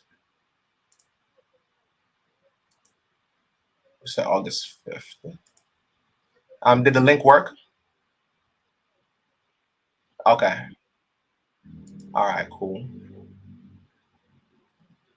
Let's see, we have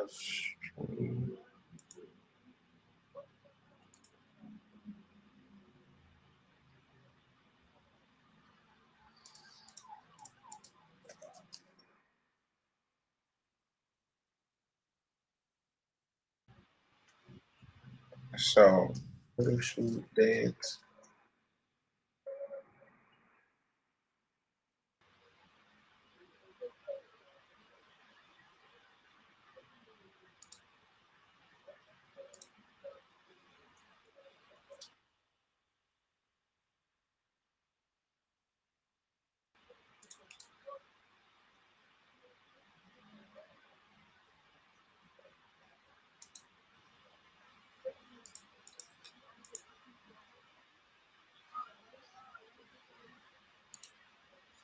Okay, August 5th. August 5th, 10 a.m. to 1 p.m. at Morgan Avenue.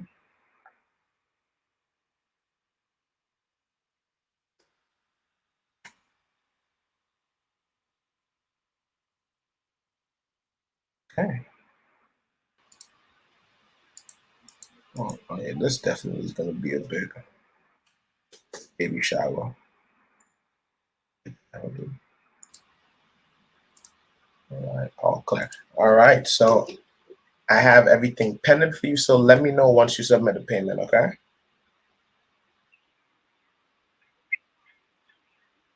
Okay. All right. No problem. So while we have all of this like set here, Shania, here's the next steps, right? So now that we've locked everything in, so we're looking at August 5th from 10 a.m. to 1 p.m. So you're gonna get a welcome email from my assistant. And then I would say the next call that we should set up for another day is like maybe sometime next week, Wednesday. No, wait, that's no, that's the 4th. So let's what's your Monday looking like the day before? All right, so I'm gonna add you to my calendar for Monday the 3rd at 1 p.m. All right. And I have my assistant send you a follow-up email for that, okay?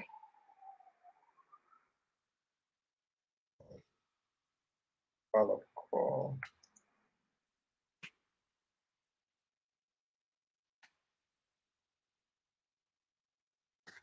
July 3rd, Monday at 1 p.m. All right, so we're locked in with that. Did I answer all your questions today?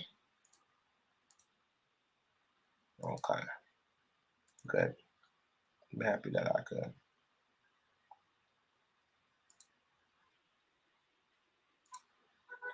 Oh, no worries.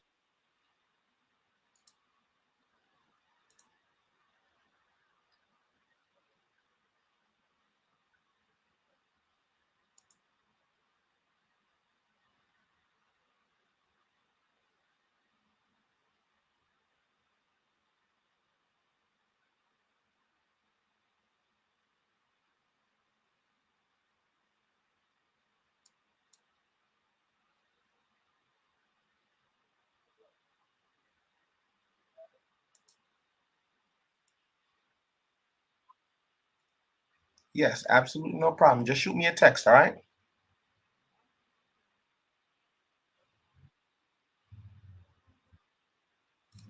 Yeah. No problem, Shania. I'll be on standby, okay? All right, bye. All right, so the call is complete, right?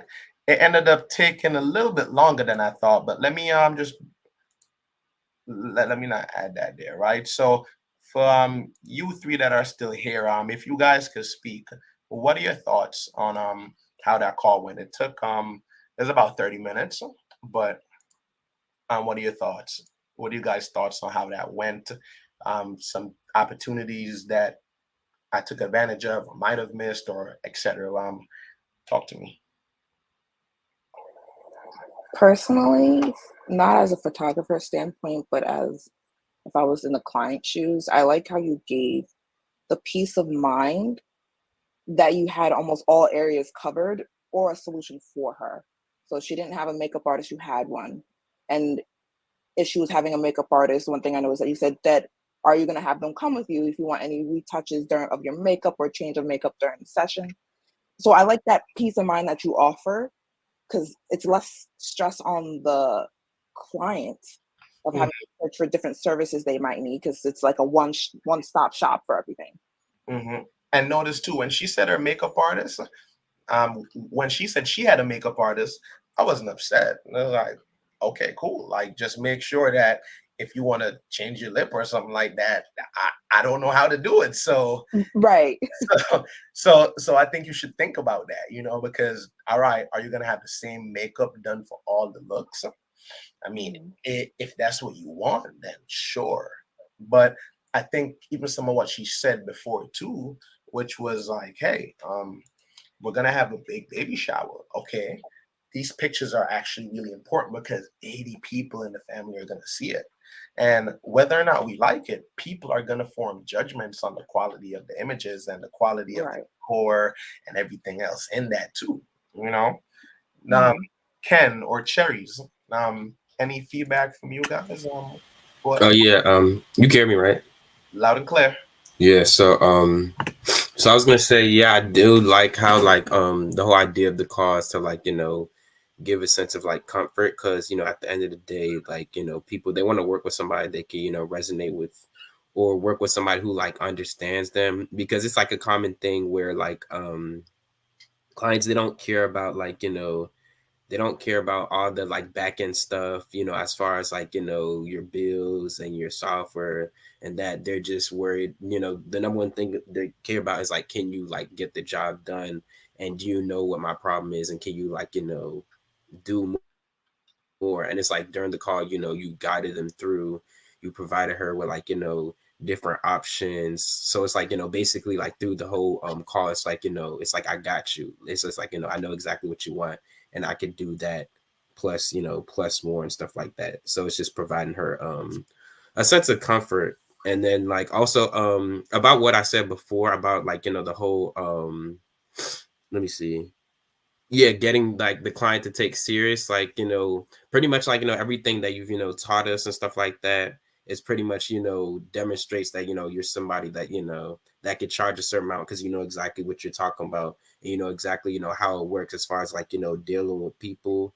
And it's like not all photographers get that. So like, the whole pricing, comes to like, who knows how to like, talk to a client, and know who knows how to like have a proper presentation, because the presentation of like how you had your form set up is also a pretty big thing as well, you know what I mean, versus somebody who just hits somebody with prices and this, that, the third. They don't really care. It's just evident that they're just trying to make money. Not to say they don't care, but it's just like there's a certain way to go about showing that you care more than the typical photographer. Yeah, right. And I think like, hey, I can tell you, when people used to reach out to me at first, I used to have a Word document. I didn't do any consultations, and I would just text people back and forth like all day. But this conversation was started before she even got on the call. If you really think about it, because Mm-hmm. oh, oh, oh, oh, that's the that's the live from the other end. So what I was saying is that the conversation started before she even got to the photo shoot, if you think about it, because what she filled out was what I spoke about. I didn't go in there. I didn't know what I was going to ask her. I didn't know what direction the conversation was going to go in. I just went in there knowing a few things about her, and then I just asked questions for the most part. I didn't pretend like I didn't even talk like, and there's also two things, right? She also knows me, right? We went to school together, and she's known my work for an extended period of time. So that also contributed to how effective it was to speak with her. But notice, even though she was still giving me that ease, I still gave her the actual consultation. So, friend or family, you get the consultation. You have to, because we're running a business, and I think it's we are responsible, I think, for training people how to work with us. So people only give you what you accept. So a big part of this process is also now looking at, all right, well, you want these things, and like the consultation I shared with you guys, it like this is the consultation script that I use every day. Like I documented it off of what I do, but here's a few other things that I want you guys to notice. I didn't even mention this to her because I realized I didn't have to sell her too much, right? So here, let me point back to the script in this part, right? So here are some additional benefits and things that I offer, right? So I recapped the photo shoot plans to her and I told her the possible dates.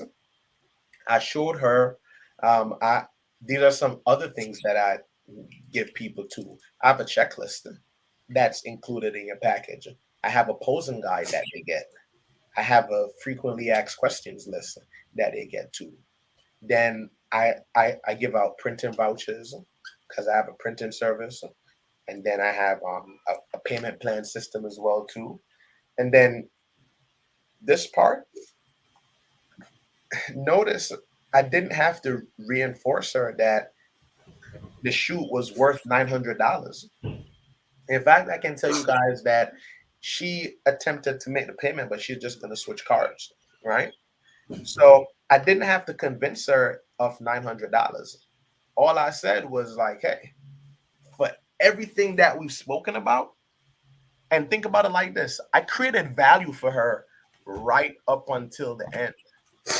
Oh, you want a makeup artist? All right, sure. But hey, look, if you're gonna use your makeup artist, just ensure that they come to the session, right? That's all.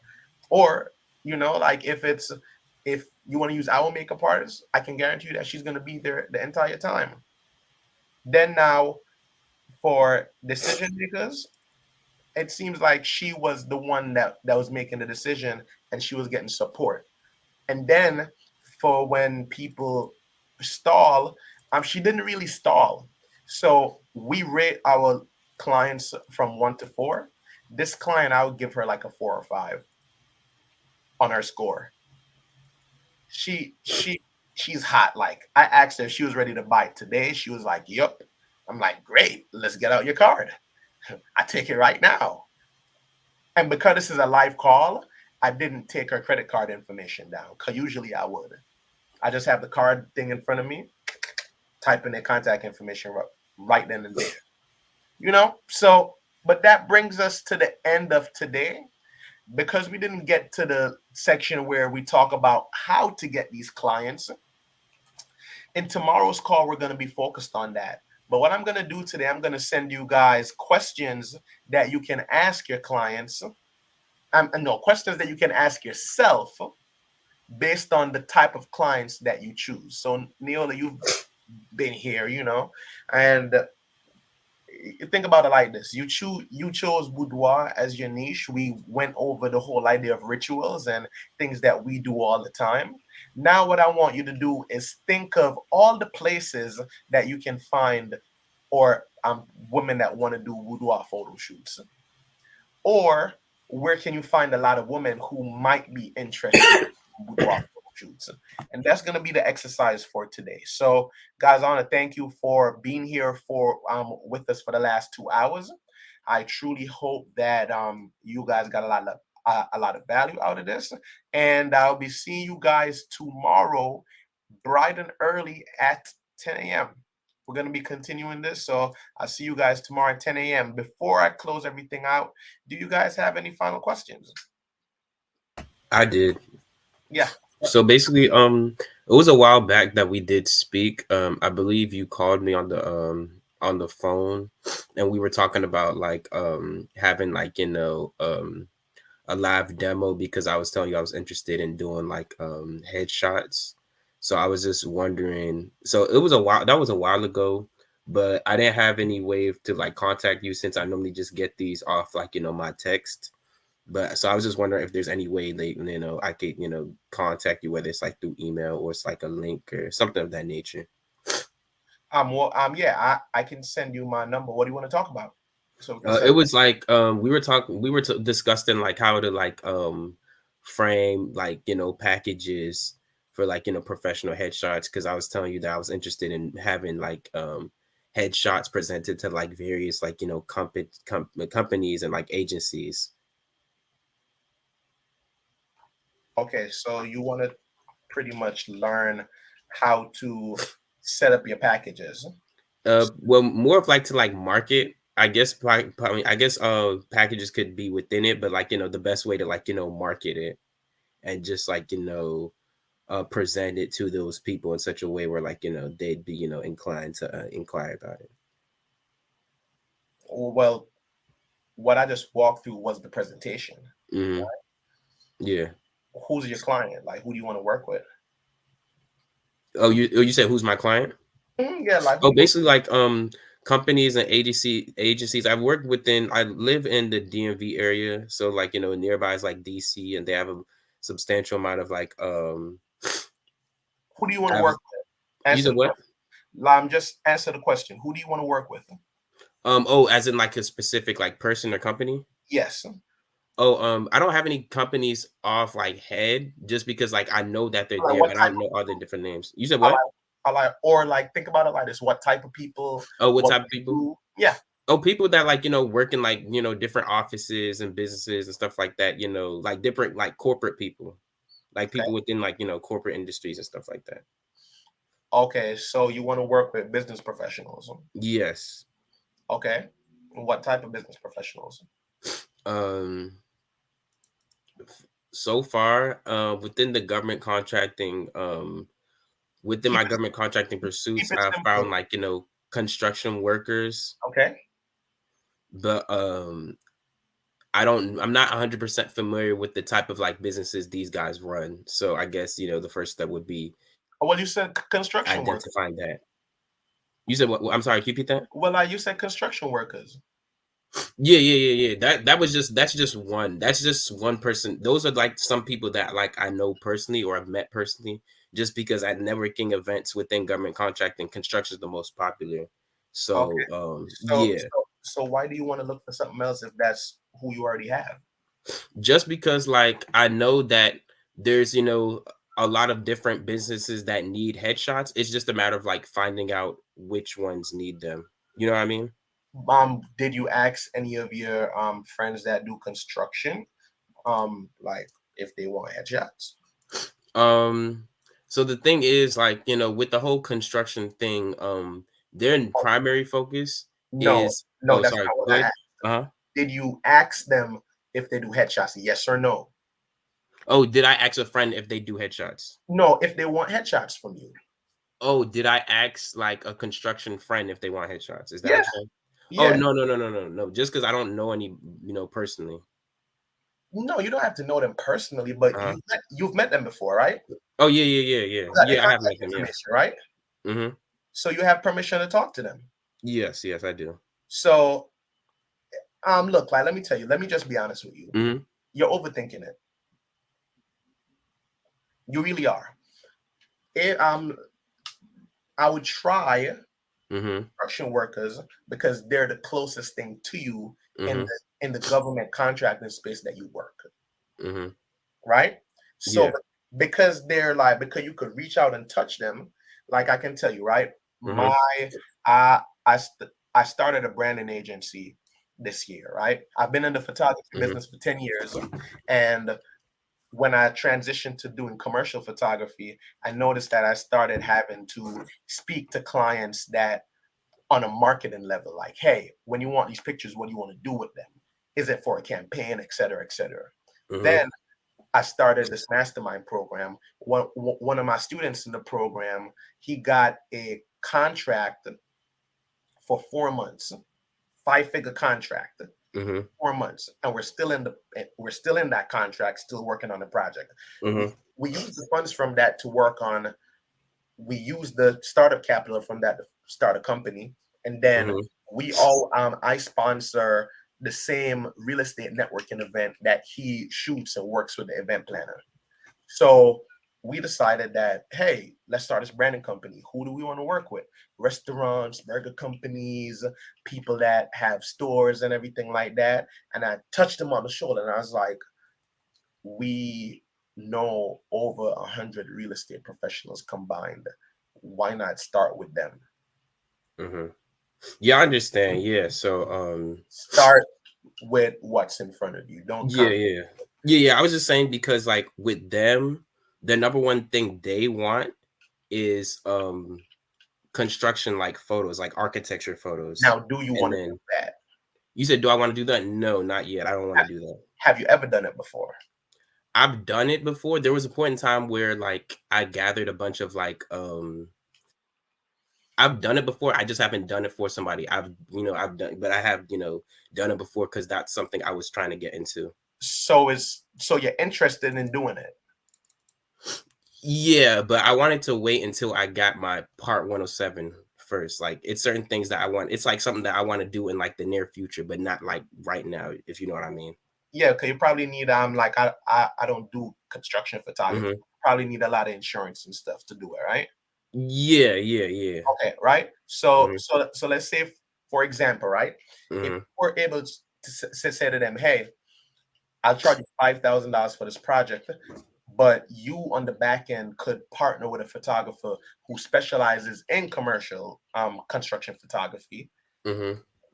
Like that's one thing I teach. Partner with people who do it, right? Mm-hmm. Like all the people that I mentioned, I'm not sure if you were here for this part, but all the people that I mentioned on my team, they have expertise in things that I don't have.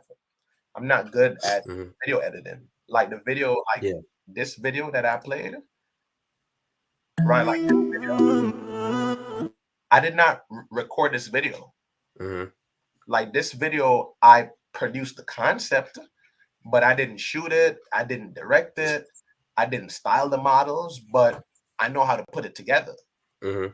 So that's one consideration. Or this shoot, Do you want to get into Studio 50? right? Like this shoot, I just produced it too. I didn't do the styling because it's not my strength. Maybe one option you could think about is partner with somebody too that already has a running business and you just become a source of leads for them. Maybe that's one route that you could take. But this would have to be a very in-depth strategic conversation. But I have a good sense of pretty much where you're trying to go, Ken. And let's would you like to schedule a training on this so that we could actually go in depth and come up with a game plan and like really make something of this? Is that something you interested in doing?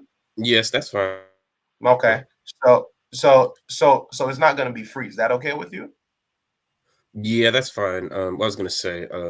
So do I just go ahead and like go to your form? Yeah, like fill out that form and Mm-hmm. and I'm gonna give you a call personally and we'll talk, all right? Okay, yeah, that works. Yeah, like we talk, you give me some more information and then we'll go more in depth. And then my goal for you by the end of the call, let's figure out a game plan for how we could start the process of targeting the clients that you want, and then a plan so that you can. What I also am really good with in these processes is I can help you to think through all the steps that you have to get to and help you create milestones. So think about it like a strategic plan. So, Mm-hmm. in 6 months, you want to be here. How do you get there? And then I help you break that plan down. Okay. Mm-hmm.